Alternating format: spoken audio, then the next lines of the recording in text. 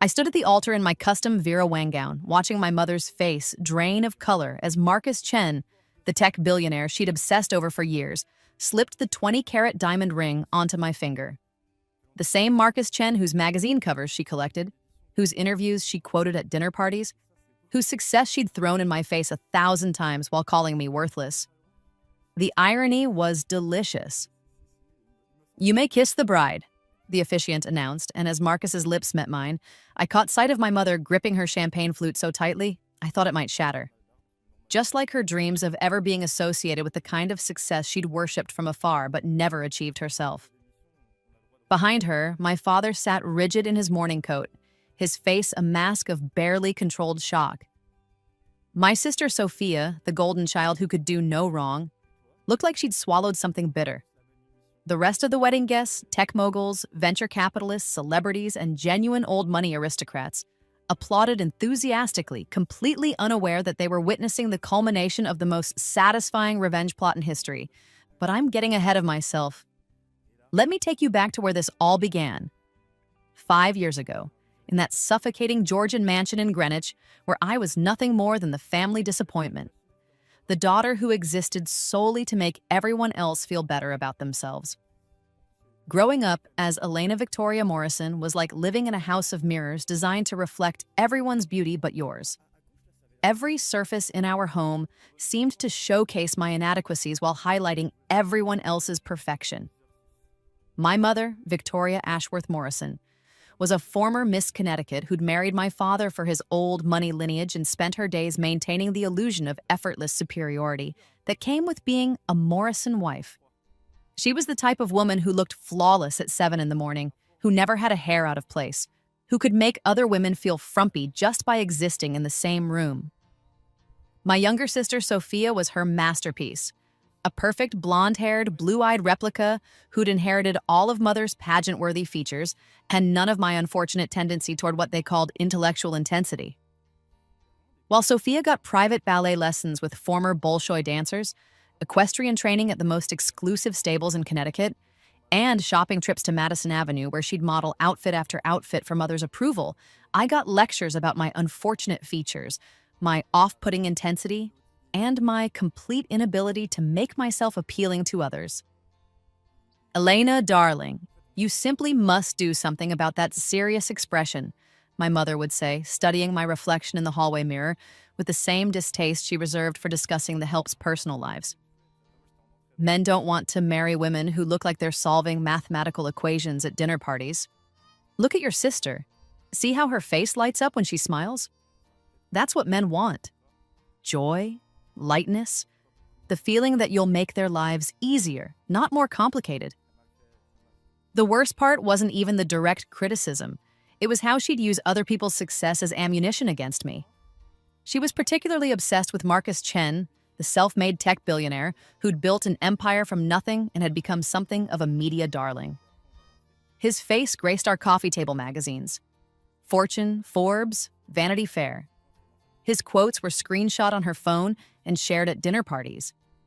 She attended every charity gala in Manhattan hoping to catch a glimpse of him, returning home with detailed reports of his presence that she'd share over breakfast the next morning. "Now that's what I call a real man," she'd sigh, scrolling through the latest article about his acquisition of some promising startup. "Self-made, brilliant, devastatingly handsome, and completely self-possessed. He knows exactly what he wants and how to get it. Of course, he'd never look twice at someone like you, Elena. Men like Marcus Chen want wives who enhance their image, who make them look good at important events. They want women who understand how to be an asset, not a liability." She'd pause here, letting her eyes drift meaningfully over my appearance. Usually my weekend uniform of jeans, oversized sweaters, and the reading glasses I needed for close work. Men like that want wives who make them feel powerful and successful, not wives who challenge them or make them work harder just to have a pleasant conversation. They want someone who makes their life feel like a celebration, not a graduate seminar. When I graduated summa cum laude from MIT with dual degrees in computer science and applied mathematics, my achievement was dismissed with a wave of her manicured hand. "It's not very feminine, dear, all those numbers and computers. It's so impersonal." You should have studied something more suitable for a woman of your background. Art history, like Sophia, or perhaps literature. Something that would give you interesting things to discuss at dinner parties without making men feel like you're showing off. When I landed a coveted position at Goldman Sachs working in their emerging technology investment division, it was met with, "Well, we all know they have diversity quotas to fill these days. I'm sure they needed someone with your technical background. Though I do hope you'll try to soften your image there. Perhaps some new clothes? A different hairstyle? You want to fit in with the other women, not stand out for the wrong reasons." When I tried to show them the artificial intelligence application I'd been developing in my spare time, a revolutionary machine learning tool that could predict market trends with unprecedented accuracy, my father barely looked up from his Wall Street Journal. "That's nice, Elena. Very technical. Though I'm not sure I understand why you're spending so much time on hobbies when you should be focusing on making yourself more marriageable. You're 24 now. Most girls from our circle are engaged by your age." My mother nodded in agreement. "Your father's right, darling. All this computer work is fine as a career, I suppose, but you need to think about your future, real future. Marriage, children, a proper social position. Men don't want to marry women who are more interested in machines than in making a home. Look at Sophia. She understands how to balance ambition with femininity. She's cultivating the kinds of interests that make her interesting to the right sort of man. Sophia, who was 22 and whose greatest intellectual achievement was completing a bachelor's degree in art history from Vassar, which she'd barely managed despite having tutors for every challenging course, would smile sweetly during these conversations. She understood her role perfectly. Be beautiful, be charming, be agreeable, and let everyone else handle the complicated thinking. But what none of them knew, what they couldn't possibly have known, was that I had lived this life before. Not literally, of course, but the Elena who had originally inhabited this existence had died at 28, alone and broken, from a stress-induced heart attack brought on by years of emotional abuse and the crushing weight of never being enough for the people who were supposed to love her unconditionally. I remembered everything from that first life. Every cutting comment, every dismissive gesture, every moment when I'd tried desperately to win their approval, only to be told I was trying too hard or not hard enough, or simply trying in the wrong way entirely. I remembered the years I'd spent believing their version of who I was, the way I'd internalized their criticisms until I could barely look in a mirror without hearing my mother's voice pointing out my flaws. The relationships I'd sabotaged because I was so convinced I was unlovable that I'd push away anyone who showed genuine interest. The career opportunities I'd declined because I'd been taught to believe I wasn't smart enough, wasn't polished enough, wasn't enough, period. I remembered the original Elena's final years, working herself to death trying to prove her worth to family members who had already decided she had none, accepting their crumbs of conditional affection like they were precious gifts, and ultimately dying alone in her studio apartment with no one to mourn her except the doorman who'd found her body 3 days later. But somehow, impossibly, I'd been given a second chance. I woke up on my 21st birthday, 3 years before the original timeline's ending, with all 31 years of memories intact and a burning clarity about exactly what my family was capable of and what I needed to do to rewrite my story completely.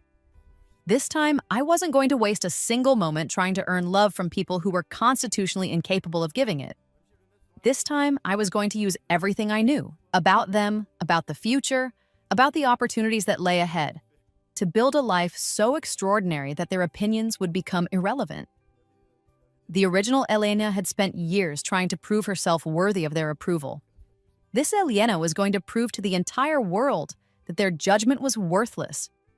That moment of absolute decision crystallized during Sophia's engagement party to her college boyfriend, Bradley Ashworth III, a trust fund baby whose family money came from his great-grandfather's steel fortune and whose greatest personal achievement was maintaining a single-digit golf handicap. The party was held at our family's country club with 200 guests celebrating what my mother kept calling the perfect match between two perfect young people. I watched my mother orchestrate the entire evening like she was directing a Broadway production, making sure photographers captured Sophia's radiant smile, her perfect posture, her effortless grace as she floated from group to group accepting congratulations. Bradley, handsome in the bland, inoffensive way that old money families preferred, stood beside her looking appropriately proud of his acquisition. "Isn't she magnificent?" my mother whispered to Mrs. Pemberton from the garden club, both of them watching Sophia pose for photos near the rose garden. "She has such natural elegance, such an instinct for making people feel comfortable. Bradley is absolutely smitten, and why wouldn't he be? She's exactly what every man wants in a wife." I stood in the corner near the bar, effectively invisible in my navy dress and low heels, watching this performance of perfect family happiness. Several family friends had asked politely about my job, my life in the city, my plans for the future, with the kind of forced interest people showed when they were trying to be polite, but clearly found the subject boring. "Elena works with computers," my mother would interject before I could provide any details. "Very technical, very demanding. We keep telling her she works too hard, but you know how some girls are. They get so focused on their careers, they forget about everything else that matters." The implication was always clear. I was the daughter who had prioritized the wrong things, who had missed the point of what women were supposed to want, who was so focused on professional achievement that I'd neglected the more important work of making myself into wife material. Around 10 o'clock, as the party was winding down and most of the guests had offered their final congratulations to the happy couple, I found myself standing on the club's terrace, looking out over the golf course. The Connecticut evening was perfect, warm but not humid, with just enough breeze to keep the mosquitoes away, and I could hear the gentle murmur of conversation and laughter drifting from inside. "There you are, darling," my mother's voice came from behind me. "I was wondering where you disappeared to. You really should try to be more social at these events, Elena. People notice when you lurk in corners." I turned to face her, taking in her perfectly applied makeup, her tastefully expensive cocktail dress, her genuine satisfaction with how the evening had unfolded. "Sorry, Mother, I was just getting some air." "Well, come say goodbye to the Ashworths. They're lovely people, and Bradley's father was just telling me about some charity work they're involved with. The kind of thing that would be perfect for you. Volunteer work is so important for unmarried women. It shows you're not completely self-absorbed." Something about that phrase, unmarried women, delivered with just enough emphasis to make it clear that this was a character flaw rather than a life choice, crystallized everything I'd been feeling into perfect cold clarity. I was done. Done with their version of my story, done with accepting their judgment, done with pretending that their approval was something worth pursuing. I had 3 years of future knowledge, a brilliant mind they'd never bothered to appreciate, and access to opportunities they couldn't even imagine. It was time to show them exactly what they'd underestimated. "Actually, Mother, I don't think I'll be doing much volunteer work in the near future. I'm going to be rather busy building my own empire." She laughed, the tinkling sound she made when someone said something she found charmingly naive. "Your own empire, darling. That's wonderful that you're so ambitious. But you have to be realistic about these things. Women in our family support important causes and married important men. We don't build empires. That's not really us." "Maybe it's not you," I said, meeting her eyes directly, "but it's definitely me." The next morning, I submitted my resignation to Goldman Sachs, withdrew my entire savings account, and used the money to put a deposit on a small apartment in Palo Alto. I had work to do, and I needed to be where the future was being built. The AI application I'd been developing wasn't just good, it was revolutionary. Using my knowledge of market trends that wouldn't become obvious for another 2 years, I'd created something that could predict technology stock movements with almost supernatural accuracy. But the application itself was just the beginning. I knew exactly which technologies were about to explode, which startups were going to become unicorns, and which established companies were about to make catastrophic mistakes. More importantly, I knew Marcus Chen's schedule, his investment philosophy, his personal interests, and the exact combination of factors that would make him pay attention to an unknown entrepreneur with a crazy idea. In my original timeline, I'd followed his career obsessively from afar, the way my mother collected magazine articles about celebrities. I knew he'd be at the TechCrunch Disrupt conference in 3 weeks. I knew he always attended the opening day panels, but skipped the networking happy hours. I knew he took his coffee at exactly 3:15 every afternoon and preferred to drink it standing near whatever window offered the best natural light. I knew he was a sucker for brilliant women who could challenge his thinking, and I knew exactly which aspects of future technology would capture his imagination. I spent those 3 weeks preparing the most comprehensive business plan anyone had ever brought to a first meeting. I didn't just have projections for my AI application. I had detailed analyses of every major technology trend that would dominate the next 5 years, complete with timeline predictions and market impact assessments that wouldn't be proven accurate until long after I'd secured funding. The day of the conference, I positioned myself strategically in the main lobby of the Moscone Center, wearing my most professional suit and carrying a portfolio that contained enough revolutionary ideas to transform 3 different industries. When Marcus approached the coffee station where I knew he'd be taking his afternoon break, looking exactly like his magazine photos but somehow more substantial and magnetic in person, I felt my heart rate spike with a combination of nerves and anticipation. "Excuse me, Mr. Chen," I said, stepping into his path with a confidence that was 90% performance and 10% genuine terror. "I know you probably hear this constantly, but I have something that's going to fundamentally change how humans interact with technology. And I think you're the only investor smart enough to understand what I'm really offering." He paused, coffee cup halfway to his lips, and I saw the exact moment he decided to humor me, instead of politely extracting himself from the conversation. His eyes, darker and more intelligent than any photograph had ever captured, focused on me with the kind of attention that made me understand why he was so successful at identifying winning investments. "You have 60 seconds, he said, and I could tell from his tone that he was genuinely curious rather than just being polite. I launched into my pitch with surgical precision, hitting every point I knew would resonate with his particular combination of technical expertise and business acumen. I didn't just describe my AI application, I explained how it represented the first practical implementation of predictive analytics that could scale across multiple industries. I outlined the market opportunity with the kind of detailed projections that demonstrated not just optimism, but genuine understanding of technology adoption cycles. I anticipated his obvious questions and addressed them before he could ask, showing him that I'd thought through every angle he might consider. As I spoke, I watched his expression evolve from polite interest to genuine curiosity to something that looked almost like excitement. When I finished, he was quiet for a long moment, studying me with the same intensity I'd seen him bring to his most important interviews. "Send me everything," he said finally, handing me his business card. "The complete business plan, technical specifications, market analysis, competitive landscape assessment, financial projections for the next 5 years, and your background. I want to see all of it, and I want to see it by tomorrow morning." "You'll have it by tonight," I promised and meant it. I spent the next 14 hours crafting the most comprehensive business proposal in venture capital history. I didn't just provide what he'd asked for. I included detailed white papers on 3 related technologies that wouldn't hit the market for another 18 months. Complete market analyses that demonstrated understanding of consumer behavior patterns that hadn't yet been identified by major consulting firms.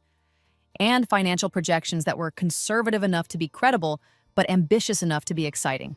More importantly, I included a personal statement that positioned me not just as a smart technologist, but as someone who understood the bigger picture of how technology could transform human potential.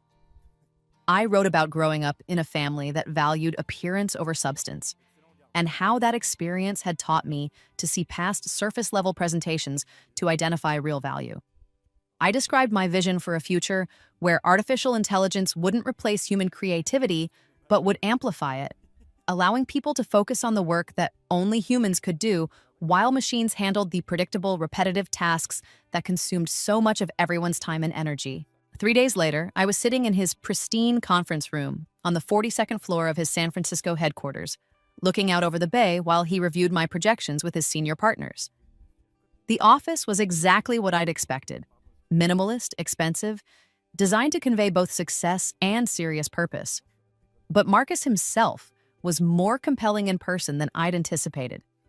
He had a way of listening that made you feel like the most important person in the room. And when he asked questions, they weren't designed to catch you off guard, but to genuinely understand what you were thinking.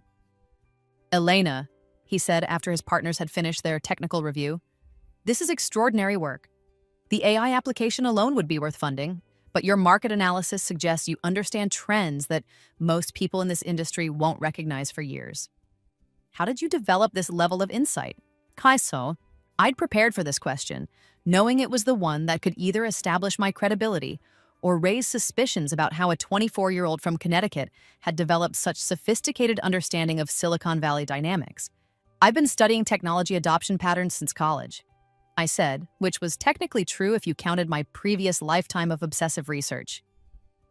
I realized early on that most people focus on the technology itself instead of understanding how human behavior determines which innovations actually succeed. I spent 2 years at Goldman Sachs analyzing investment patterns in emerging technologies, and I started to see predictable cycles in how markets respond to genuine innovation versus superficial improvements. "And your family background?" asked Sandra Kim, his senior partner. "Your bio mentions growing up in Connecticut. What made you decide to leave that world for Silicon Valley?" This was the question I'd been dreading and anticipating in equal measure. My family never understood why I was interested in technology. They saw it as unfeminine, impractical, something I'd grow out of when I got serious about my future. I realized that if I wanted to build something meaningful, I needed to be around people who valued innovation over tradition. Marcus leaned back in his chair, studying me with an expression I couldn't quite read. "What kind of future were they expecting you to pursue?" "Marriage to someone from our social circle, charitable work, supporting my husband's career rather than building my own. The traditional path for women from families like mine." I met his eyes directly. I decided I wanted to build something instead of just supporting someone else's ambitions. "And what did they think of that decision?" I smiled, feeling the first hint of the satisfaction that would eventually become my greatest revenge. They thought I was making a terrible mistake. "My mother told me that men like you would never be interested in women like me, too serious, too ambitious, too focused on the wrong things." "Men like me?" he asked, and I caught the slight smile that suggested he found my mother's assumptions amusing. "Successful men. Men who've built something important. According to my family, men like that want wives who enhance their image, not women who might overshadow them with their own achievements." The room was quiet for a moment, and I wondered if I'd overplayed my hand by making the conversation too personal. Then Marcus laughed, a genuine, delighted sound that transformed his entire face. "Well," he said, "I suppose we'll have to prove your family wrong about that, won't we?"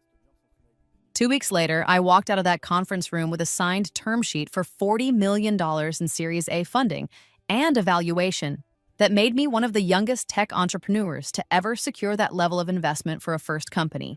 But somewhere between that initial meeting and the contract signing, something unexpected happened. Marcus wasn't just interested in my business. He was fascinated by me as a person. Our required business meetings stretched into long dinners where we discussed philosophy, future technology trends, and our completely different approaches to family relationships. Our email exchanges about user interface design evolved into late-night conversations about childhood experiences, personal ambitions, and the kind of future we each wanted to build. "You're remarkable," he told me one evening as we watched the sunset from his penthouse balcony, 6 months after our first meeting. "I've never met anyone who thinks about problems the way you do. Most entrepreneurs focus on the immediate market opportunity, but you see 3 steps ahead. You understand not just what people want now, but what they're going to need before they know they need it." "Is that a good thing or a bad thing?" I asked, only half joking. "My family always told me I was exhausting to be around because I overthink everything." His expression darkened slightly. "Your family sounds like they didn't know what they had." "They knew exactly what they had," I replied. "They just didn't think it was worth very much." "Then they were idiots," he said bluntly, and something about his immediate, unqualified dismissal of their judgment made my heart skip in a way that had nothing to do with business. 6 months after our first meeting, he asked me to dinner, not as business partners discussing quarterly projections, but as 2 people who discovered they enjoyed each other's company beyond any professional necessity. A year after that, he proposed on the same balcony where he'd first told me I was remarkable, with a ring that had cost more than my family's annual charitable donations, and a speech about how I'd changed not just his perspective on technology, but his understanding of what it meant to build a life with someone who challenged him to be better. The engagement announcement was my first real test of how my family would react to my transformation from disappointment daughter to tech industry darling. Marcus Chen? My mother's voice was barely above a whisper when I called to share the news. The Marcus Chen? Elena, that's impossible. How do you even know Marcus Chen? We've been business partners for 2 years, Mother. He funded my company, and now we're getting married next spring. The silence on the other end was so complete, I wondered if the call had dropped. Then my father's voice came on the line. Apparently, my mother had been too shocked to continue the conversation solo. Elena, this is your father. I think there might be some confusion here. Are you saying you're engaged to Marcus Chen, the billionaire? The one your mother is always reading about in those magazines? That's exactly what I'm saying, Daddy. Check tomorrow's Wall Street Journal if you don't believe me. We're announcing the engagement officially, along with news about my company's upcoming IPO. Your company's what now? Neuroflow Technologies. Maybe you've heard of it? We're revolutionizing workplace productivity through AI-powered predictive analytics. Marcus provided the initial funding, but after our Series B round last month, we're valued at $1.2 billion. The IPO should put us well over $2 billion by summer. More silence. Then, in a voice I'd never heard my father use before. Elena, are you telling me that you've built a billion-dollar company? I'm telling you, I've built a company that's going to change how every business in America operates within the next 5 years. The $1 billion is just how the market measures that impact. I don't understand. My mother's voice came back on the line, high and strained. When did this happen? How did this happen? The last time we spoke, you were working at that bank.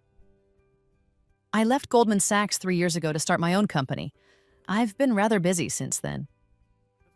But you never said anything. You never told us you were dating anyone, let alone someone like Marcus Chen. You never mentioned starting a company. We had no idea you were doing anything like this. You never asked, I said simply. Every time we spoke, you wanted to know when I was going to get serious about finding a husband and settling down. You never seemed interested in what I was actually doing with my life. That's not fair, Elena. We've always been interested in your life. Really? Name my company. Tell me what my AI application does. Explain why Marcus was interested in funding it. I waited through another long silence. I'll make it easier. Tell me what I do for work right now, today, without looking it up online. You work with computers, my mother said weakly. I am the founder and CEO of Neuroflow Technologies. I hold 17 patents in artificial intelligence and machine learning. I've been featured on the covers of Forbes, Fortune, and Fast Company. Last month, I was invited to speak at the World Economic Forum about the future of human-AI collaboration. But you're right, I do work with computers. Elena, my father's voice was carefully controlled. I think we need to have a family meeting. There are clearly some things we need to discuss. What things would those be, Daddy? Well, this engagement, for one thing. This is very sudden, and we need to make sure you're making the right decision. Someone in Marcus's position. There could be complicated motivations. We just want to make sure you're protected. I laughed, a sound that surprised me with its genuine amusement. Protected from what? From marrying a man who thinks I'm brilliant? From joining my life with someone who respects my work and supports my ambitions? From being with someone who sees me as an equal partner rather than a liability to be managed? That's not what we meant. Actually, it's exactly what you meant. You can't imagine that someone like Marcus would be genuinely interested in someone like me. So there must be some ulterior motive. It couldn't possibly be that I've become exactly the kind of woman that extraordinary men find extraordinary. Elena, please don't put words in our mouths. We're just concerned. You're concerned that your narrative about me is falling apart, I interrupted. You're concerned that maybe you were wrong about my potential, my worth, my ability to build something meaningful with my life. You're concerned that the daughter you wrote off as too difficult and too ambitious might have been exactly as capable as she always believed she was. The conversation ended shortly after that with promises to discuss everything in person soon, and awkward congratulations that sounded more like condolences. I hung up, feeling a satisfaction so deep and pure it was almost intoxicating. The wedding planning became my masterclass in psychological warfare disguised as celebration. Every decision I made was carefully calculated to showcase not just my success, but the complete transformation of my life from their unwanted daughter into someone who existed in an entirely different stratosphere of wealth, influence, and social significance. The venue was the Château de Versailles, because when you're marrying one of the world's most powerful men, you don't settle for any location that doesn't require international travel and diplomatic connections to secure. The guest list read like a combination of the Forbes Billionaire rankings and the society pages of every major city in the world. Tech industry titans, venture capital legends, European aristocracy, Hollywood A-listers who'd invested in technology companies, and political figures whose names appeared regularly in international news. My family, who'd spent their entire lives trying to social climb their way into circles that represented serious wealth and influence, suddenly found themselves invited as mere guests to an event where they were among the least significant people in attendance. "Elena, darling," my mother said during one of our wedding planning calls, her voice carefully controlled in that way that meant she was struggling to process what was happening. "Don't you think 600 guests might be a bit much? I mean, it's just so large, so public. Wouldn't something more intimate be more appropriate, more tasteful?" "Marcus has a lot of business associates he needs to include," I explained, reviewing the seating chart that had required a professional protocol expert to arrange properly. "And of course there are family friends, political contacts, and charitable organization leaders we work with. 600 is actually quite modest for a wedding at our level." "Your level?" "Marcus and my level, Mother. This is the kind of wedding that people in our position are expected to host. It's not just a personal celebration, it's a business and social event. People will be watching to see how we handle it." I could practically hear her struggling to understand this new reality, where her formerly disappointing daughter was casually discussing social expectations that applied to billionaires. "And the dress?" she asked. "I was thinking we could go shopping together, maybe look at some of the nicer boutiques in Greenwich." "Vera Wang is designing something custom," I said. "We're flying to New York next week for the final fitting. Marcus insisted on having her personally handle the entire process." "Vera Wang, Elena, that must cost." "It's not about the cost, Mother. It's about working with the best. Marcus doesn't believe in compromising on quality, especially for something this important." Every detail was carefully chosen to demonstrate the vast distance between my current life and the world I'd grown up in. The flowers were flown in from 3 different countries. The catering was handled by the team that normally worked exclusively for heads of state and European royalty. The music was provided by the New York Philharmonic, with a special performance by a Grammy-winning artist who happened to be Marcus's personal friend. My family's reactions to each revelation were everything I'd hoped for and more. "A Philharmonic orchestra?" Sophia asked during one of our planning conversations. "For a wedding? Isn't that a bit excessive?" "It's what Marcus wanted," I explained, which was true. "He thought it would be nice to have music that matched the significance of the occasion." "And you're comfortable with all this? The expense, the publicity, the pressure?" I smiled, understanding that what she was really asking was whether I felt overwhelmed by a lifestyle so far beyond anything our family had ever experienced. "I'm very comfortable with it, Sophia. This is my life now. These are the kinds of decisions Marcus and I make together every day. It just seems so different from how you used to be." "I'm exactly who I always was," I replied. "I'm just finally in a position where that person is valued appropriately."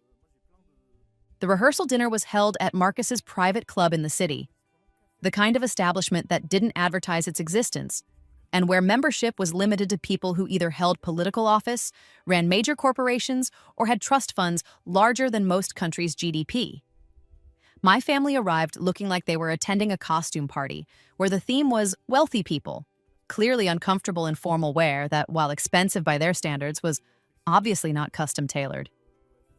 I watched my mother survey the room, taking in the casual conversations between tech industry legends. The Supreme Court justice who'd known Marcus's mentor, the foreign ambassadors who were attending as personal friends rather than diplomatic obligations. Her expression was a fascinating combination of awe, envy, and something that looked almost like grief. This is quite a crowd, my father murmured to me during cocktails, gesturing toward a group that included two Nobel Prize winners and the founder of a space exploration company. I had no idea you moved in these circles. I didn't 3 years ago, I admitted. But when you build something significant, you attract the attention of other people who've built significant things.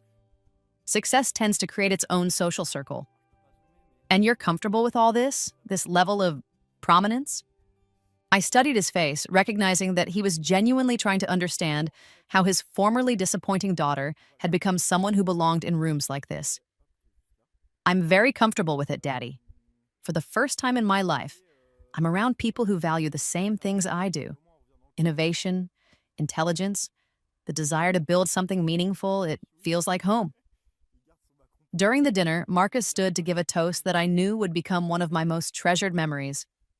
3 years ago, he began, his voice carrying easily across the room, filled with some of the most powerful people in the world. I thought I understood what it meant to be successful. I had built companies, made investments, achieved everything I thought I wanted. Then I met Elena, and I realized I'd been thinking too small. He turned to look at me, his expression soft with genuine affection. Elena doesn't just see opportunities where other people see problems. She sees possibilities that other people can't even imagine. She doesn't just build technology that makes life easier. She creates tools that help people become more than they thought they could be. She's not just brilliant, though she is that. She's not just beautiful, though she's certainly that too.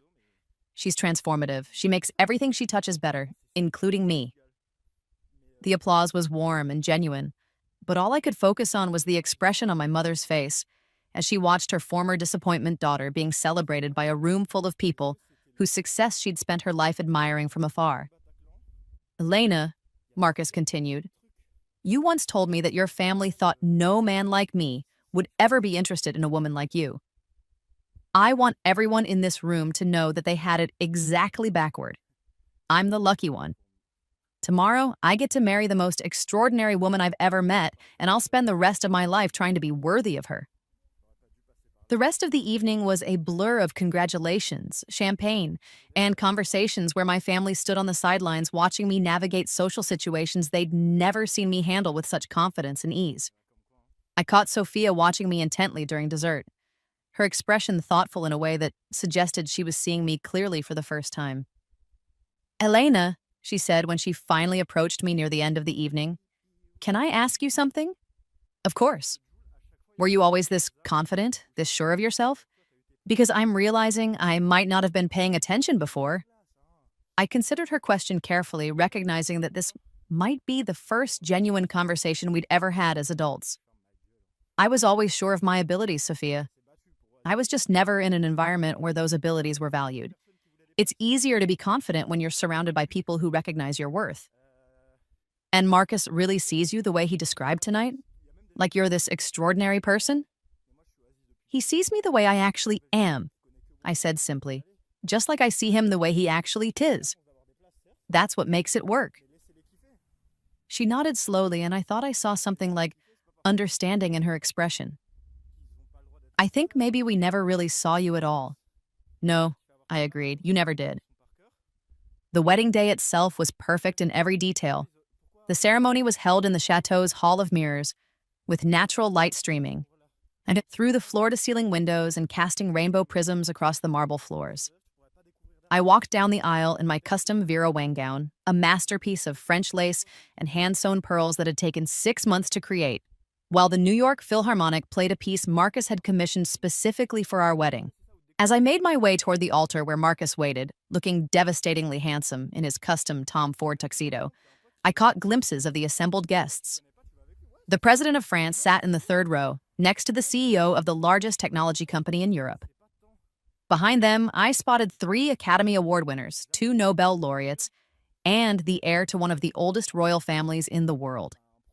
The tech industry was represented by every major founder and investor who mattered, while the society pages would spend months analyzing the guest list that read like a comprehensive directory of global influence and wealth. But the faces I found most interesting were those of my family, sitting in the reserved section for immediate relatives, looking simultaneously proud and completely overwhelmed by the magnitude of what was happening around them. My mother wore a pale blue Oscar de la Renta dress that I'd paid for, not out of generosity, but because I couldn't risk having her appear at my wedding in something that would embarrass us both. My father looked distinguished in his morning coat, though I could see the tension in his shoulders as he tried to project comfort in a situation that was clearly beyond anything he'd ever experienced.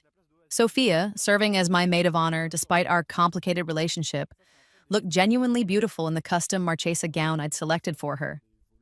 More importantly, she looked like she was finally beginning to understand that the sister she'd always seen as the family disappointment had somehow transformed into someone who belonged in settings like this. When Marcus and I exchanged vows, words we'd written ourselves that spoke about partnership, mutual respect, and building a future that would change the world, I saw my mother dab at her eyes with her handkerchief. Whether the tears were from emotion, shock, or some combination of both, I couldn't tell, but I found their presence deeply satisfying. "Elena Victoria Morrison," the officiant pronounced, "do you take Marcus to be your husband, to support his dreams as he supports yours, to build something extraordinary together, and to face whatever challenges come with the confidence that you are stronger together than apart?" "I do," I said, my voice clear and certain, and I meant every word. Not just because I loved Marcus, though I did, completely and genuinely, but because this moment represented the absolute triumph of everything I'd always known I could become over everything they'd told me I was. "Marcus Chen, do you take Elena to be your wife, to celebrate her brilliance, to support her ambitions, to stand beside her as an equal partner in building the life you both deserve?" "I do," he replied, his eyes never leaving mine, and I saw in his expression the same wonder and gratitude I felt every day when I remembered that this extraordinary man had chosen me, not despite who I was, but because of exactly who I was. When he kissed me as the officiant pronounced us husband and wife, the applause was thunderous, but all I could hear was the sound of every cruel prediction my family had ever made about my future crumbling into irrelevance. The reception was held in the chateau's gardens, with tables arranged around a central dance floor where Marcus and I would have our first dance as husband and wife. Each table seated 12 guests, and the careful arrangement meant that technology moguls found themselves in conversation with European nobility, while venture capitalists discussed philanthropy with Academy Award-winning directors who'd invested their Hollywood fortunes in emerging technologies. My family's table was positioned strategically where they could observe everything, but weren't quite close enough to the head table to draw attention to themselves. I watched them throughout the evening, noting how they struggled to make conversation with the other guests at their table, a mixture of Marcus's Stanford Business School classmates who now ran major companies, and several of my MIT professors who'd become leaders in artificial intelligence research.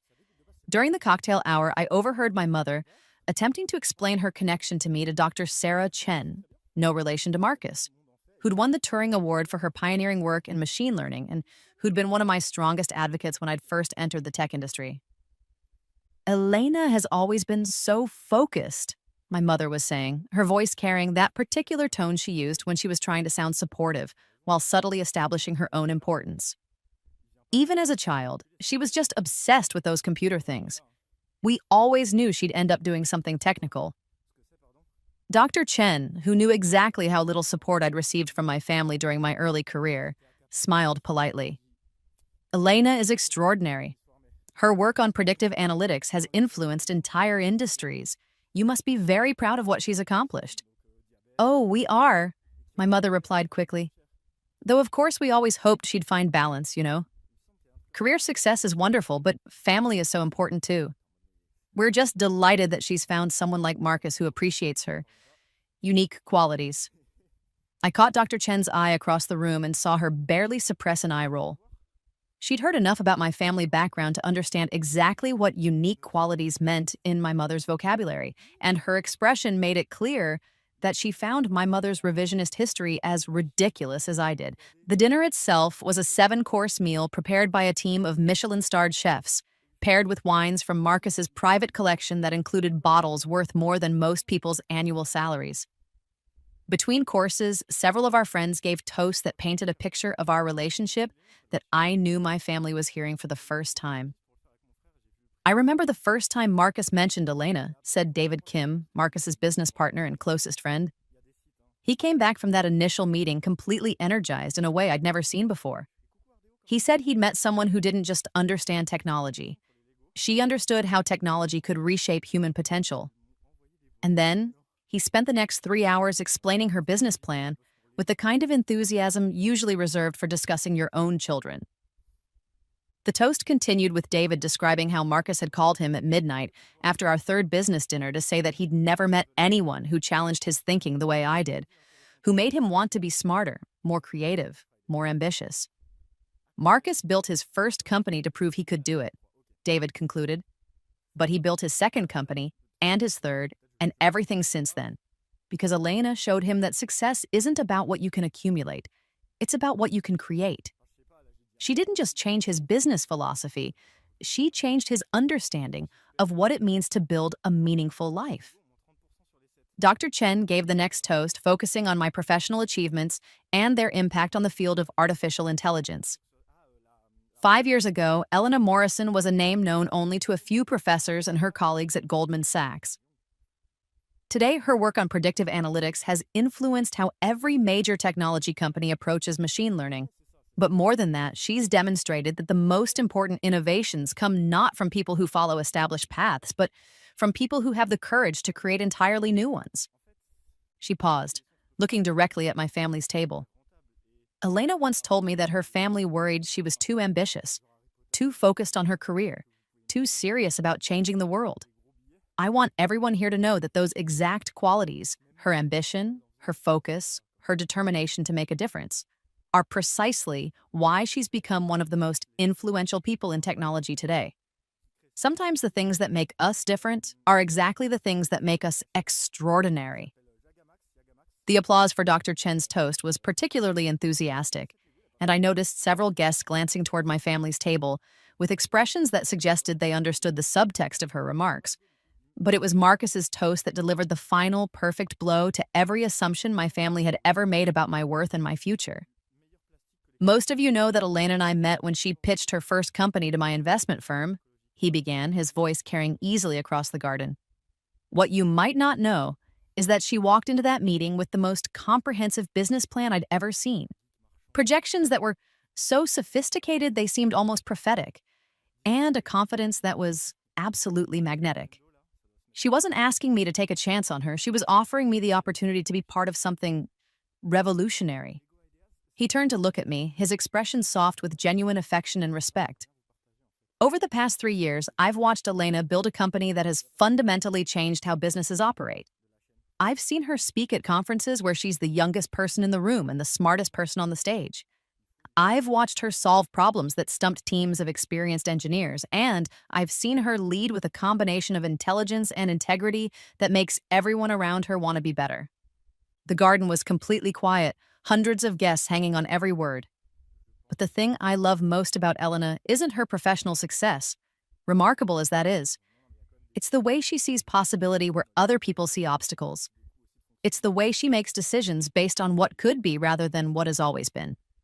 It's the way she refused to accept other people's limitations on what her life could become.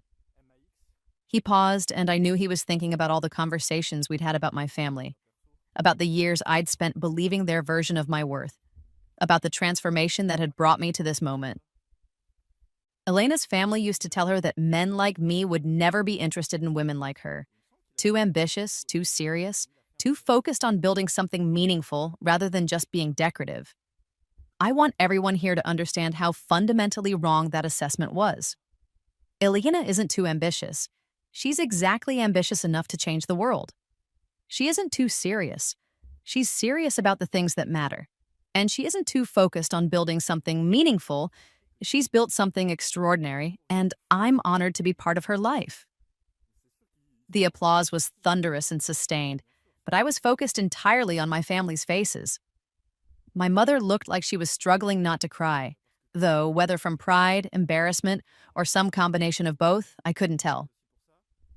My father was staring at Marcus with an expression of something approaching awe, as if he was finally understanding the magnitude of what his formerly disappointing daughter had achieved. Sophia was looking directly at me with what I recognized as genuine admiration, perhaps for the first time in our lives. "So here's to Elena," Marcus concluded, raising his glass toward me. The woman who proved that the best way to respond to people who don't believe in your dreams is to make those dreams so big and so successful that their opinions become irrelevant. I love you, I admire you, and I can't wait to see what we build together. The rest of the evening was a blur of dancing, champagne, and conversations where I moved effortlessly between groups of guests who represented every level of global influence and success. I danced with Nobel Prize winners and Supreme Court justices, discussed future technology trends with the founders of companies whose products were used by billions of people, and accepted congratulations from people whose names appeared regularly in international headlines. My family, meanwhile, spent the evening as observers rather than participants, clearly overwhelmed by the social dynamics of an event where they were among the least significant people present. I watched them attempt to make conversation with other guests, their discomfort obvious as they struggled to find common ground with people whose lives operated on a completely different scale than anything they'd ever experienced. Around midnight, as the evening was winding down and most of the guests had offered their final congratulations, my mother finally approached me near the edge of the dance floor where I was saying goodbye to some of Marcus's international business partners. "Elena," she said quietly, waiting until the other guests had moved away before continuing. "Could I speak with you privately for a moment?" I nodded, curious about what she might have to say after witnessing the complete transformation of her understanding of my life and capabilities. We walked to a quieter section of the garden, away from the remaining guests and the soft jazz music that was providing background ambiance as the evening concluded. "I need to say something to you," she began, her voice unsteady in a way I'd never heard before. "Tonight has been overwhelming.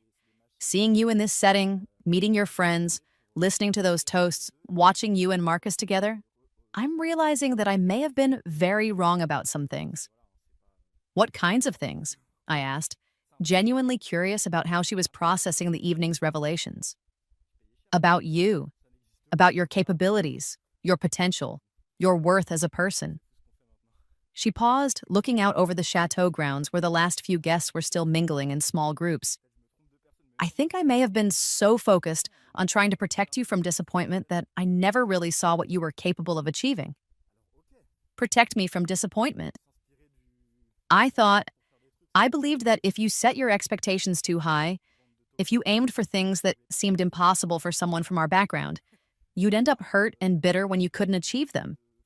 I thought I was being realistic about what kinds of opportunities would actually be available to you. I studied her face, recognizing that this was probably the closest thing to an apology I was ever going to receive from her. And now I'm realizing that maybe I was projecting my own limitations onto you. Maybe I was so afraid of my own dreams seeming foolish that I convinced myself yours were foolish too. She met my eyes directly for the first time in the conversation. "You've built something extraordinary, Elena. You've married an extraordinary man who clearly sees you as an equal partner. You've created a life that's beyond anything I ever imagined possible, and you did it all while I was telling you that your ambitions were unrealistic." "Yes," I said simply, "I did. Can you forgive me? For not believing in you, for not supporting you, for spending so many years telling you that you were aiming too high instead of encouraging you to aim even higher?" I considered her question carefully, thinking about all the years of criticism, dismissal, and casual cruelty that had shaped my understanding of my own worth. I thought about the original Elena, who had died believing that her family's assessment of her value was accurate. I thought about the satisfaction I'd felt throughout this evening, watching them confront the reality of what I'd become despite their predictions. "I don't think forgiveness is really the issue here, Mother," I said finally. "I think the issue is understanding.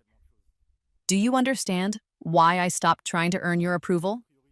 Do you understand why I stopped sharing my plans and dreams with you? Do you understand that your opinion of my capabilities became irrelevant to me because it was so consistently wrong?" She nodded slowly. "I think I'm beginning to..." "Good. Because I need you to understand that this life, this success, this marriage, none of it happened because I finally figured out how to be the daughter you wanted. It happened because I finally stopped trying to be the daughter you wanted and started being the person I actually was." "And who is that person?" I smiled, feeling a deep satisfaction that had nothing to do with revenge and everything to do with finally being seen clearly by people who had spent years refusing to look.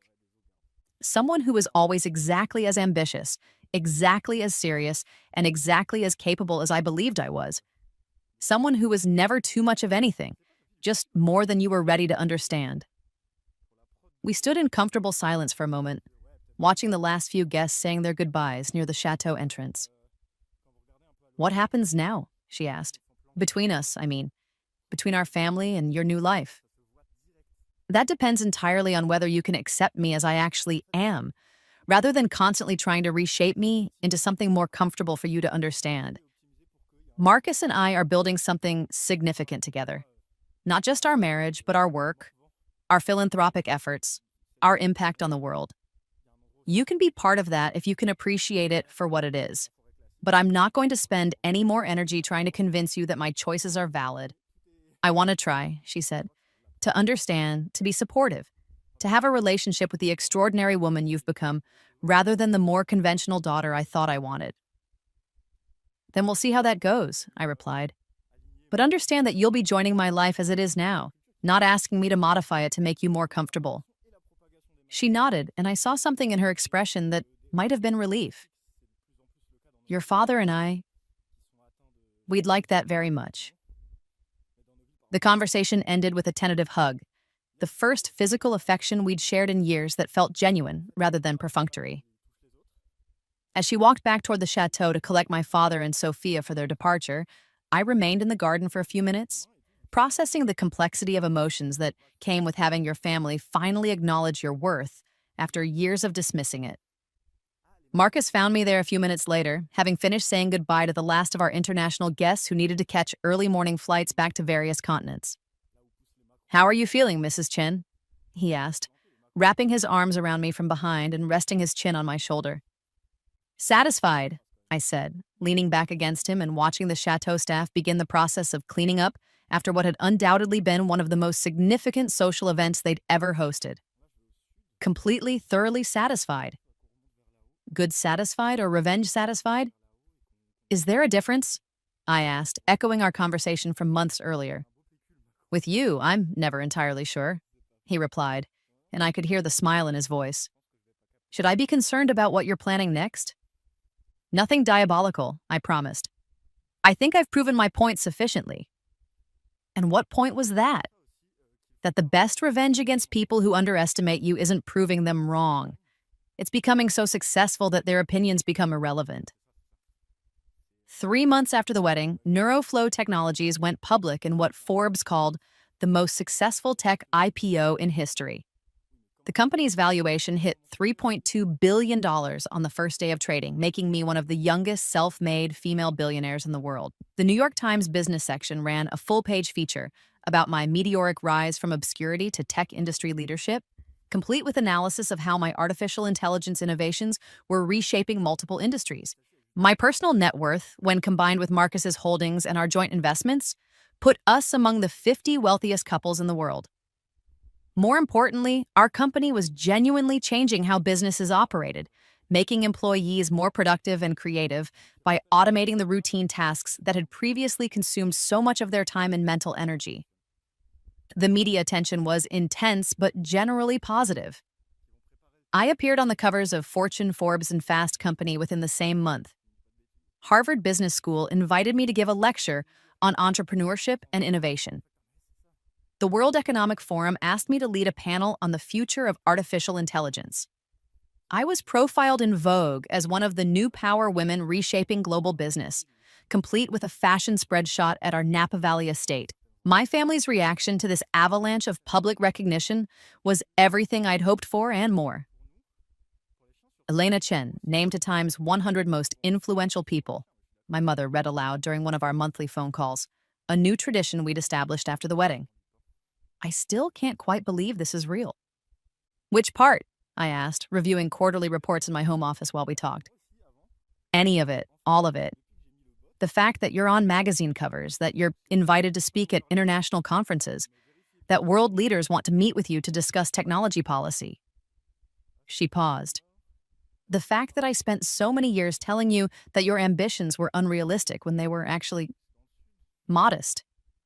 "Modest? Elena, you've exceeded every prediction anyone made about what was possible for someone from our background. You haven't just succeeded, you've redefined what success looks like. I smiled, remembering all the conversations where she'd warned me about setting my expectations too high. I suppose I have. Your father wants to know if you'd be willing to speak at his club's annual dinner. He's been getting requests ever since the Times article mentioned that you grew up in Greenwich. What kind of speaking are we talking about? About entrepreneurship? About building a successful company? About what young women can accomplish if they set their minds to it? He thinks it would be inspiring for the members' daughters. I considered this request carefully, recognizing the irony of being asked to inspire young women by the same family that had spent years trying to convince me that my own inspirations were unrealistic. I'll do it, I said finally. But I'm going to tell them the truth about what it takes to build something significant. I'm going to talk about the importance of ignoring people who tell you your dreams are too big, even when those people are family members who think they're protecting you. That's fine, my mother said, and I could hear her processing the implications of what I'd just said. I think that's exactly what they need to hear. 6 months later, I stood at the podium in the main dining room of my father's exclusive club, looking out at an audience of wealthy Connecticut families who represented exactly the kind of conventional success my parents had always admired. The room was full of hedge fund managers, corporate executives, and old money heirs who'd spent their lives playing it safe within established systems. Most of you know me as Richard Morrison's daughter, I began. The one who was supposed to follow a traditional path. Good marriage, charitable work, supporting my husband's career rather than building my own. 5 years ago, many people in this room would have agreed that was the most realistic plan for my future. I paused, noting the uncomfortable shifts in body language from audience members who remembered exactly what kinds of conversations had taken place about my prospects and potential. Instead, I decided to build a company that has fundamentally changed how businesses operate around the world. I decided to marry a man who sees me as an equal partner rather than a decorative asset. I decided to aim for goals that seemed impossible rather than settling for goals that seemed safe. I went on to talk about the importance of surrounding yourself with people who believe in your potential rather than people who want to limit it, about the difference between realistic planning and limited thinking, about the courage required to pursue opportunities that exist outside your family's understanding of what's possible. The biggest risk you can take, I concluded, isn't aiming too high and failing. It's aiming too low and succeeding at something that never challenged you to become who you're actually capable of being. The young women in your families deserve to know that their dreams aren't too big. They're just bigger than the dreams their grandmothers were allowed to have. The applause was enthusiastic, and during the reception afterward, I was approached by dozens of parents who wanted to introduce me to their daughters, to thank me for providing an example of what was possible, to ask advice about encouraging ambitious young women who seemed to be following unconventional paths. My father, who had introduced me with obvious pride and genuine admiration, found me near the end of the evening as I was saying goodbye to the last few families. "Elena," he said quietly, "I owe you an apology, a real one, not just the polite acknowledgement I gave you at the wedding." "For what specifically?" "For spending so many years trying to convince you that success meant fitting in rather than standing out. For treating your intelligence like it was a social liability rather than your greatest asset. For not seeing that your refusal to settle for conventional goals wasn't stubbornness, it was wisdom." I studied his face, seeing genuine regret and something that looked like newfound respect. "And what do you see now?" "I see a daughter who was always exactly as extraordinary as she believed she was, and a father who was too limited in his thinking to recognize what he had." He paused, looking around the room where several families were still discussing my presentation with obvious excitement. "I see someone who has proven that the most dangerous thing you can do is underestimate your own potential." "Thank you," I said, and meant it. Not because I needed his validation. I'd moved far beyond requiring my family's approval for my sense of self-worth, but because it felt good to finally be seen clearly by people who had spent so many years looking at me without really seeing anything at all. Now, 3 years later, I'm sitting in my home office in our Napa Valley estate, preparing for a board meeting where we'll be discussing Neuroflow's expansion into international markets. Marcus is in his office on the other side of the house, working on the renewable energy project that represents his latest attempt to use technology to solve global problems.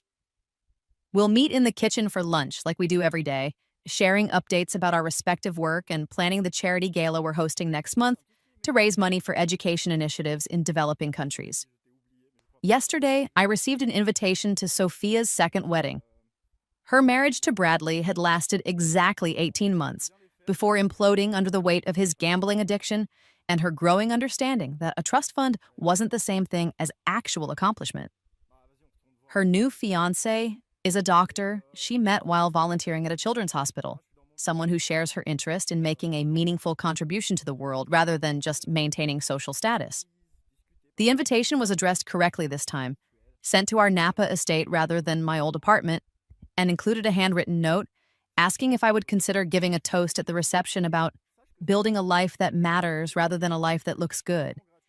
I've decided to accept, partly because I'm genuinely happy for Sophia's growth as a person, but mostly because I find the symbolism irresistible. 3 years ago, I was the sister who was too difficult to love, too ambitious to attract a good husband, too serious to make anyone happy. Now I'm the sister whose marriage is held up as an example of what real partnership looks like, whose career success has redefined our family's understanding of what's possible, whose life choices are studied rather than criticized. My phone buzzes with a text from Marcus. Lunch in 10 minutes? I have news about the climate change project that I think will make you very excited. I smile, saving my work and closing my laptop. This life, this beautiful, successful, love-filled life where I wake up every morning next to a man who thinks I'm the most fascinating person he's ever met, where I spend my days building companies that genuinely improve the world, where I fall asleep every night in a home filled with respect and intellectual excitement and genuine partnership, is everything my mother said I'd never have because I was too difficult to love. She was wrong about many things, but she was especially wrong about that. I'm not difficult to love. I'm impossible to forget.